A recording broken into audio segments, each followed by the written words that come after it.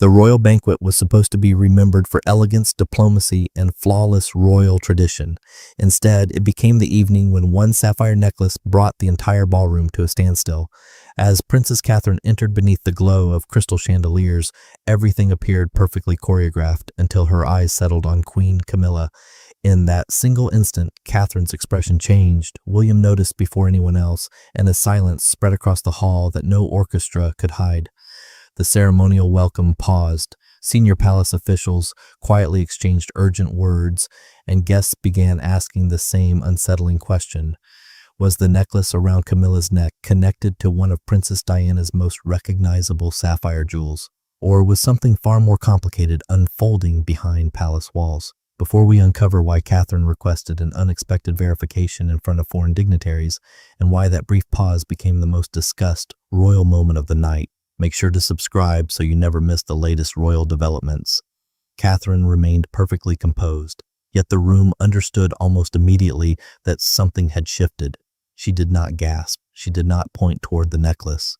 She simply looked a little longer than anyone expected, and in a royal banquet where every movement carries meaning, that extra moment felt louder than any announcement. The magnificent ballroom continued to sparkle beneath enormous crystal chandeliers, while diplomats, ambassadors, and distinguished guests waited for the evening's formal welcome to begin. Palace musicians played softly in the background.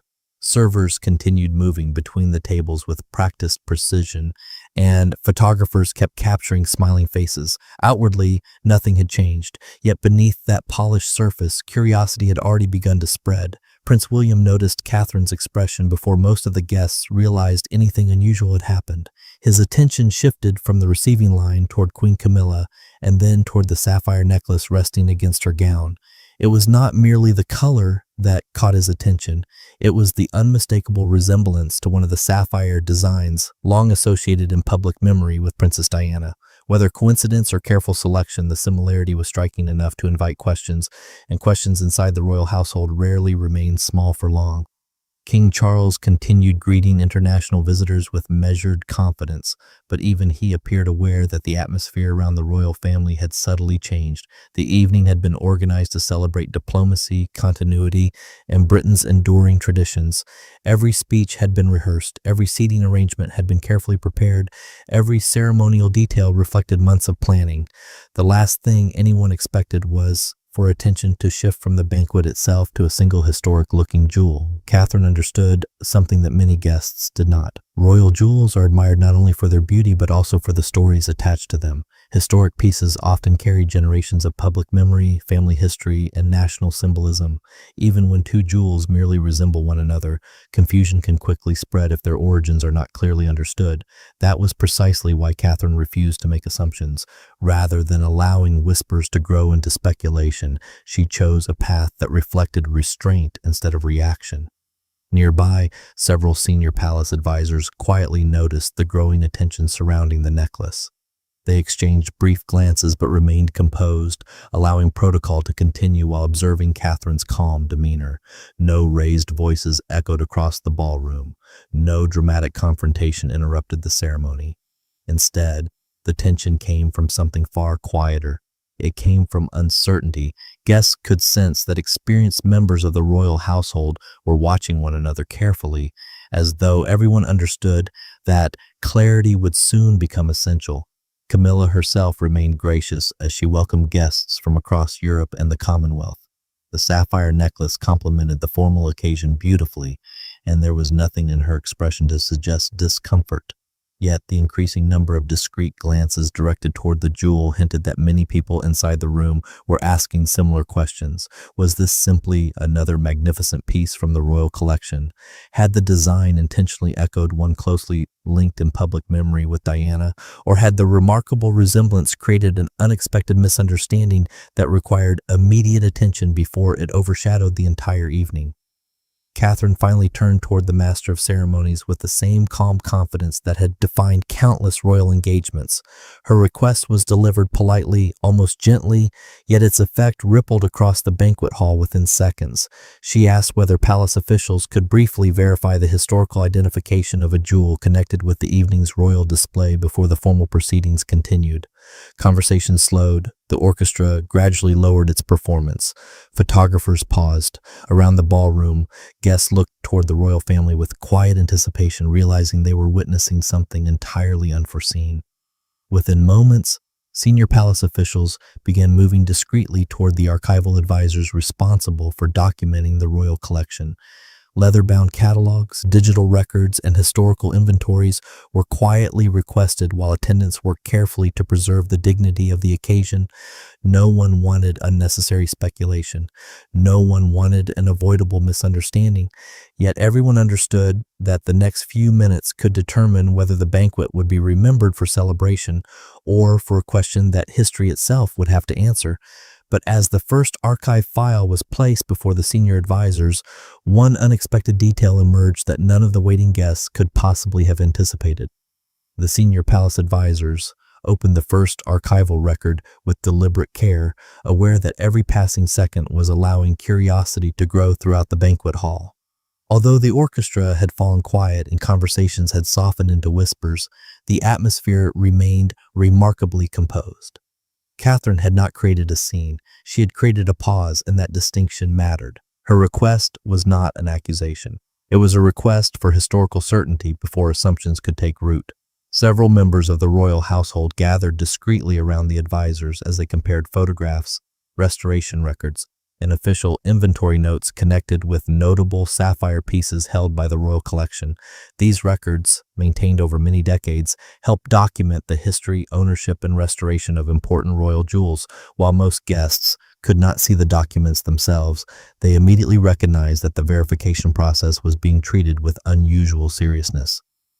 Prince William remained beside Catherine without interrupting the review. His calm presence reassured many of the guests that there was no personal confrontation taking place. Instead, both appeared focused on allowing palace experts to complete their work without pressure. Their restraint quietly shaped the mood inside the ballroom. Rather than fueling speculation, they allowed the official process to speak first. King Charles also resisted the temptation to rush the evening forward. The banquet schedule had been planned down to the minute, with speeches, musical performances, and diplomatic introductions carefully timed. Even so, the king understood that preserving confidence in the royal collection mattered just as much as preserving the evening's schedule. A brief delay supported by clear facts would always serve the institution better than allowing uncertainty to spread unchecked. Queen Camilla remained poised as the review continued. The sapphire necklace attracted even greater attention now, not because anyone had concluded it was Diana's original piece, but because its remarkable resemblance had naturally prompted questions. Those questions deserved answers grounded in historical records rather than assumptions. Camilla spoke quietly with several visiting guests, maintaining the same composure she had shown throughout the evening while palace specialists continued their examination. As additional records were brought forward, one curator pointed to restoration photographs taken years earlier. Another compared gemstone arrangements, metalwork details, and archival descriptions preserved within official palace inventories.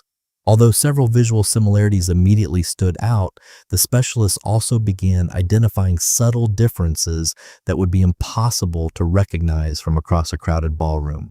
Tiny variations in the sapphire setting, the arrangement of surrounding diamonds, and the craftsmanship of the mounting gradually became the focus of the discussion. Around the hall, royal commentators, journalists, and invited historians exchanged thoughtful observations rather than dramatic conclusions. They understood that royal jewelry often includes pieces inspired by earlier designs, family traditions, or historic collections. Similar appearances alone could never establish identical origins. That reality made the official verification even more important, because public confidence depends on careful documentation rather than visual impressions. Catherine watched the advisors respectfully without attempting to influence the outcome. Her decision to wait quietly reflected something many longtime royal observers have come to associate with her public role, allowing institutions to work through evidence before offering conclusions.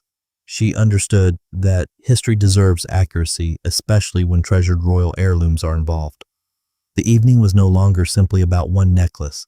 It had become an example of why transparency protects both history and public trust. After several more minutes, the lead curator requested one final archival folder containing restoration documentation that had not yet been reviewed. A palace attendant disappeared briefly before returning with a sealed portfolio bearing the insignia of the Royal Collection Trust. As it was carefully opened, every advisor leaned closer. Whatever was contained inside those pages appeared to answer the very question everyone had been quietly asking since Catherine first noticed the remarkable sapphire necklace. Then the curator looked up, exchanged a measured glance with the king, and prepared to deliver the official conclusion that would decide whether the banquet could finally continue or whether an entirely new chapter of the evening was about to begin. The private consultation room inside the palace carried a silence far heavier than the noise that had filled the banquet hall only moments before.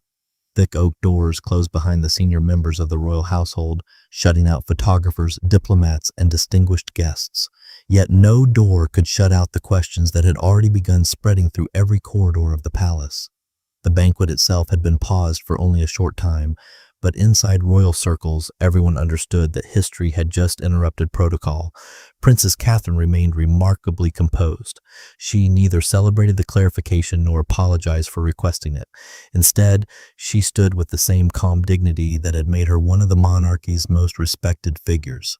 For Catherine, the issue had never been about embarrassing anyone. It had been about protecting public confidence in the royal collection. Every royal jewel carries decades, sometimes centuries of history, and history cannot survive if uncertainty replaces documentation. Prince William watched quietly from beside her. Throughout the evening he had spoken very little, yet every member of the royal household noticed where he chose to stand. His position beside Catherine sent a message more powerful than any public statement. Support did not need speeches. Presence alone was enough. Across the room, Queen Camilla remained composed as palace advisors completed their review. Although the officials had confirmed that the sapphire necklace belonged to the royal collection and was not Princess Diana's original piece, the emotional weight of the moment had not disappeared. The resemblance had been so striking that even experienced royal historians admitted they initially paused before reaching their conclusion. King Charles slowly reviewed the archival documents presented before him. Every page contained catalog numbers, restoration histories, ownership records, and photographs collected over decades. The king understood something important. Tonight's interruption had not revealed weakness in the monarchy. It had revealed how seriously people still cared about royal history. One senior curator carefully explained that several sapphire pieces within the royal vaults had been created by similar master jewelers during neighboring periods. While their craftsmanship appeared nearly identical under modern lighting, subtle differences separated each piece. The sapphire arrangement, clasp design, diamond spacing, and restoration markings confirmed the necklace belonged to another branch of the historic collection entirely. Charles listened without interruption. Finally, he nodded once. That single movement brought visible relief to everyone inside the room. Yet Catherine remained thoughtful. She quietly observed that while the historical records had answered tonight's question, they had also exposed another concern. Millions of people around the world had instantly believed they were looking at Diana's necklace. If experienced observers could mistake one historic jewel for another, future misunderstandings were almost guaranteed unless the palace modernized how significant pieces were documented before major public events. The suggestion immediately changed the discussion. What had begun as clarification now became reform. Senior advisors exchanged quick glances. No one had expected the Princess of Wales to turn an uncomfortable interruption into an opportunity to strengthen public trust. William immediately supported the proposal. He explained that the monarchy depended not only on ceremony but also on credibility. Every appearance was photographed from hundreds of angles, analyzed by historians, discussed across television networks, and examined by millions online within minutes. In that environment, even small uncertainty could become international speculation. Several advisors quietly agreed. One communications secretary admitted that within the first 15 minutes of the banquet interruption, thousands of online posts had already claimed Diana's personal jewelry had secretly returned to public use. None of those reports had been verified, yet they had spread faster than official information ever could. Charles understood the danger immediately. Rumors often travel faster than facts. For decades, the royal household had relied upon carefully prepared statements released after major events. But tonight proved that the digital age moved much faster than palace tradition. Before officials could even draft an explanation, millions of people had already formed their own conclusions. Catherine calmly emphasized that transparency protected everyone. It protected the crown. It protected the historical collection. It protected Queen Camilla from unnecessary accusations. And it protected Diana's legacy from becoming the center of speculation every time a sapphire jewel appeared in public. Those words noticeably softened the atmosphere. Even Camilla looked toward Catherine differently. For the first time that evening, the conversation no longer felt personal. It felt institutional. The chief curator then proposed creating an updated internal catalog specifically identifying jewels most likely to be confused with famous royal pieces.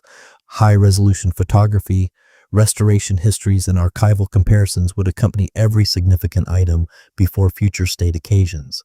The proposal immediately received support from several senior household officials. William quietly remarked that history deserved precision. Charles agreed.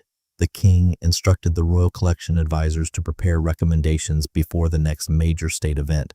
No announcement would be made publicly. The work would happen quietly behind palace walls. Yet everyone present understood its importance. Outside the consultation room, guests remained unaware of the detailed discussion taking place. They only noticed that palace officials had begun moving with unusual urgency through the corridors. Staff whispered to one another, while photographers waited patiently for instructions about whether the banquet schedule would resume. Inside the ballroom, diplomats continued polite conversations, though many discreetly glanced toward the entrance every few moments.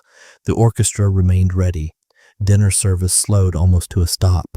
Even veteran royal correspondents sensed that something unusually significant had unfolded, despite no dramatic confrontation ever taking place. Finally, the doors opened. King Charles emerged first. Behind him walked Queen Camilla. A few steps later came William and Catherine together. No one spoke. No official statement was read. Yet experienced royal observers immediately noticed one remarkable detail. The sapphire necklace remained exactly where it had been. But now, everyone inside the palace knew precisely why. The misunderstanding had been resolved. The records had been confirmed. The banquet could continue. Or so it seemed. Because while the royal family prepared to return to the ballroom, another message had quietly arrived from Kensington Palace archives. A message connected not to the necklace itself, but to a forgotten photograph that had not been examined during the meeting. And once Catherine saw that image, the evening would take an entirely unexpected direction. The royal banquet resumed with all the elegance expected of one of the monarchy's most prestigious occasions, yet anyone watching closely could sense that something had changed. Crystal chandeliers continued to sparkle above the ballroom, the orchestra gently returned to its performance, and distinguished guests resumed their conversations. Outwardly, the evening appeared to have recovered completely. Inwardly, however, the palace had already entered a new chapter, one centered not on controversy but on accountability, transparency, and the preservation of royal history. As Catherine returned to her place beside Prince William, the cameras immediately focused on her. The Princess of Wales carried herself with the same calm composure she had displayed throughout the evening. There was no sign of triumph, no visible frustration, and no attempt to draw attention to herself. That restraint became the defining image of the banquet. In a room filled with crowns, decorations, and centuries of tradition, it was Catherine's quiet professionalism that captured everyone's attention. William remained close beside her throughout the remainder of the evening. Royal observers noticed countless small gestures that revealed their unity, a brief exchange of smiles, a reassuring glance before greeting foreign dignitaries, and the natural confidence with which they welcomed guests all conveyed the same message. Whatever questions had arisen earlier in the evening had been answered with dignity rather than confrontation. Queen Camilla also resumed her official duties with composure. Having received clarification from the palace historians, she continued greeting ambassadors, charitable patrons, and international representatives exactly as the evening required. Those present observed that she remained gracious despite the unexpected interruption. The clarification had protected not only the integrity of the royal collection, but also her own reputation from being overshadowed by misunderstanding. King Charles appeared thoughtful throughout the remainder of the banquet. Years of public service had taught him that modern monarchy depends as much upon public confidence as ceremonial tradition. Tonight had demonstrated that history cannot simply be displayed. It must also be explained. Every royal object carries meaning beyond its appearance, and those meanings deserve careful stewardship. Meanwhile, inside the palace communications office, preparations quietly began for an internal review unlike any conducted before. Senior officials proposed a comprehensive modernization of documentation relating to historic royal jewels. Every significant necklace, tiara, brooch, bracelet, and ceremonial ornament would receive updated archival photography, restoration notes, ownership history, and digital identification records to reduce future confusion during public engagements. The Royal Collection advisors welcomed the proposal enthusiastically. Many privately admitted that the evening had revealed an important reality. Public fascination with royal history had never been greater. Social media allowed millions of viewers to compare historical photographs with live images within seconds. In such an environment, even the smallest visual resemblance could generate worldwide speculation before official historians had time to respond. Catherine's request for clarification therefore came to be viewed very differently inside palace circles. Rather than seeing it as an interruption, many officials described it as an example of responsible stewardship. She had demonstrated that preserving public trust sometimes requires pausing long enough to verify historical facts, instead of allowing uncertainty to become accepted truth. By the following morning, newspapers across Britain and around the world carried photographs from the banquet. Most headlines focused not on conflict, but on Catherine's measured response. Royal commentators praised the fact that the question had been resolved respectfully without dramatic confrontation or public accusation. Historians likewise welcomed the palace's commitment to improving documentation surrounding historically significant jewels. Television discussions throughout the day explored the remarkable resemblance between the sapphire necklace and the piece long associated with Princess Diana. Experts explained the craftsmanship, design traditions, and historical context behind several sapphire collections owned by the crown. For many viewers, the story became an educational glimpse into the extraordinary complexity of the royal collection itself. Outside Kensington Palace, a small number of royal supporters gathered with flowers and handwritten messages expressing appreciation for the Princess of Wales.